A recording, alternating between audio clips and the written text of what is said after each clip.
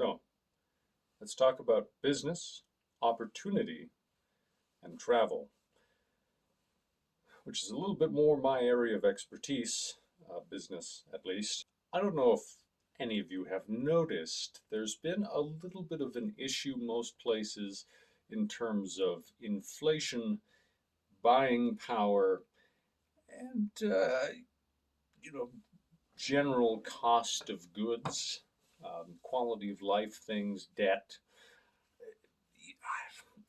You know, it's probably just a small thing. You might have missed it. Anyway, right now, if I were a small country or a developing country, I would be taking this opportunity because there may not be another one for some time that is anywhere close to what's happening now and that we're going to start feeling the full effects of soon. And that's just, you have developed countries filled with people who are highly educated. In Canada, you have people who are overeducated because there's something. Okay, this statistic is old, so it might actually be higher now, but it used to be something like a 80% post-secondary education rate, which is pretty high. And generally speaking, that leads to a lot of people, maybe one of you watching, who are a master's degree holder or just a bachelor degree holder or some certificate. And instead of using said degree, you are simply working whatever job will take you, because if everyone has a degree, well, then the entry level jobs are going to basically ignore the degree and only apply experience, which means that for these other countries, there's a there's a pool of people who respectively have high income. They may not be high income for the developed countries, but I'm not trying to put down any of the other countries. So the point is, if you took all of your stuff, if you have a house or a car or any of that, you sell it, and you instead pack up and move to one of these developing countries, it will be a lot more like when you had the Industrial Revolution and the New Frontier, which was even technically before the Industrial Revolution. And anyway, you had this land of opportunity. All these people from Europe came to North America and were able to build and grow and put down roots. Now, there is parallel with a lot of these other countries. If they changed their policies and encouraged and just in general facilitated as much as they could the transition for um, Germans, Canadians, Brits, really anywhere, where's facing these sort of economic problems and education issues and just general labor market, because it's not new here, but the fact that people can't afford stuff, that is on the rise. Let's take Argentina, for example. They have all the other country qualifications aside, this is just an example. They have a visa for if you invest 1.5 million, I think, Argentinian pesos, which translates to $2,000 US. It's not a lot of money and is accessible for just about anyone here because that's how much rent is. Yes, it's not across the board. You will still find some cheaper places within North America or Europe. But if it's that expensive, like with this much disparity between these different regions of the world, that's where the opportunity lies. And you're not going to have near as much opportunity somewhere where the cost of living and everything's already super high, everyone's kind of established.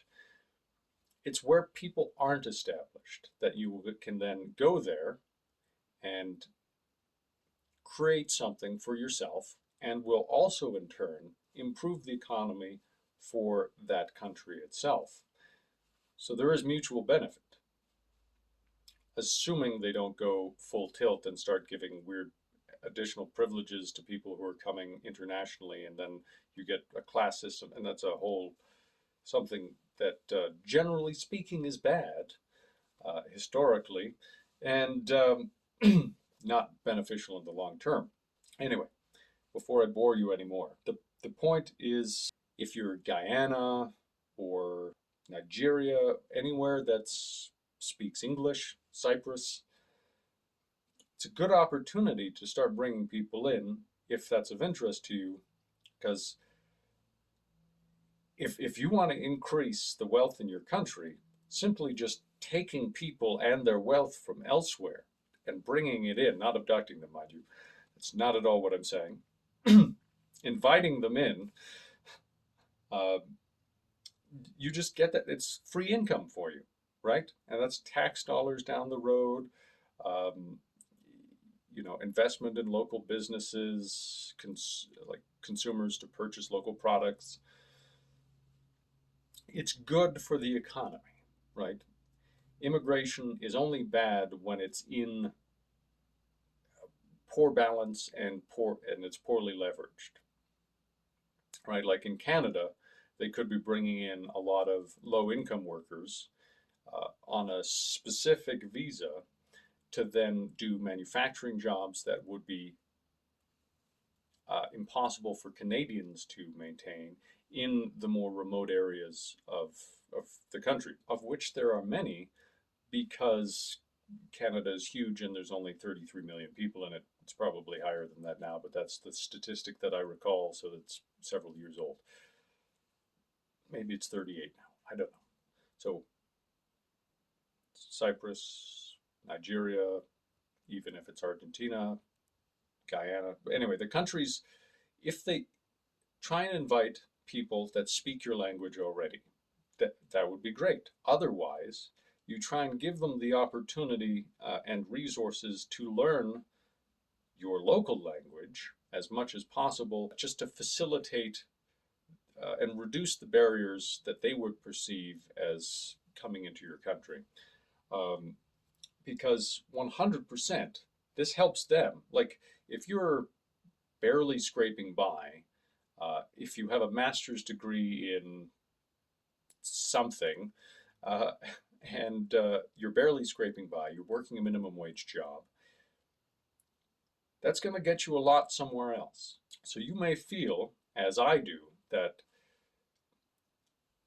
there's a certain appeal to pursuing opportunities elsewhere and really leveraging the income and assets that you possess currently to create a better quality of life for yourself, if you have kids, for your kids and their children, and so on. There are opportunities in the world that exist today, just like for our grandparents and their grandparents and so on before that. You just have to find the right place to look. And realistically, for most people, it's not going to be here. You can try and climb that corporate ladder. Maybe you're currently in the process and somewhat succeeding. Maybe the person who sucked up to the boss got the promotion, but they're failing upward and you're far more qualified and capable. Well, since you've been snubbed, perhaps it's time to go elsewhere or do other things. Maybe this, maybe something else. But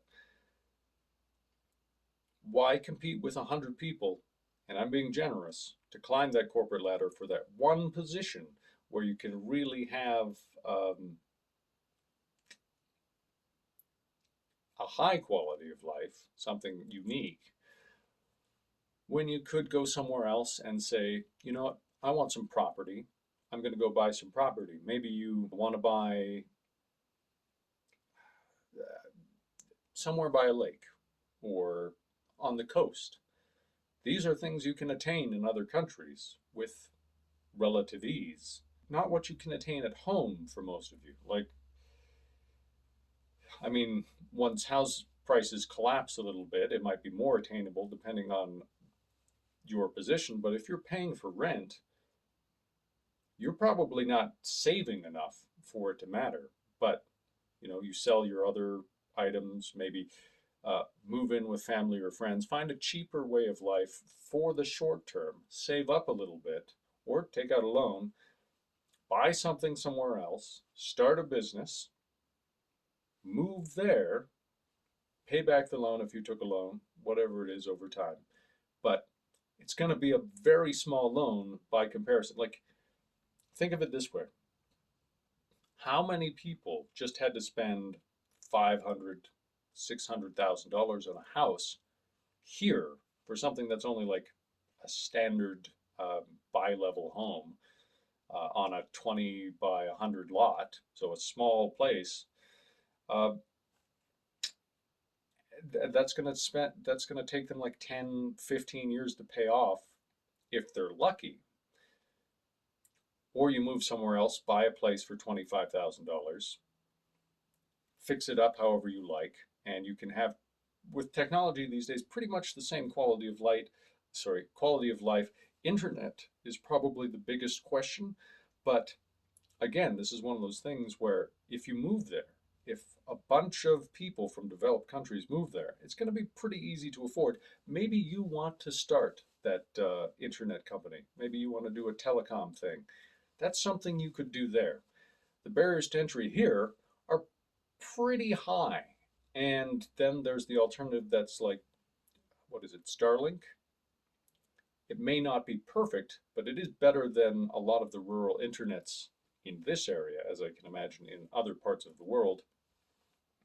So if that becomes available in these remote countries, then the downside is basically just the functional difficulties in moving.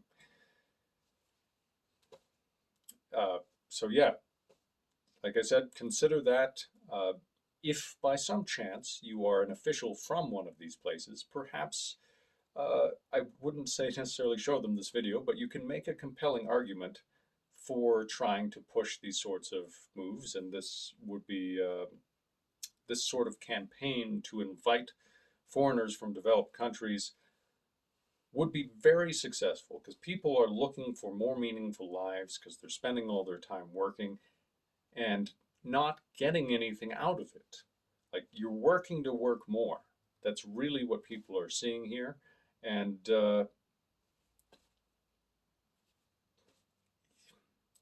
this is the time to take advantage of it. Anyway, see you guys next time.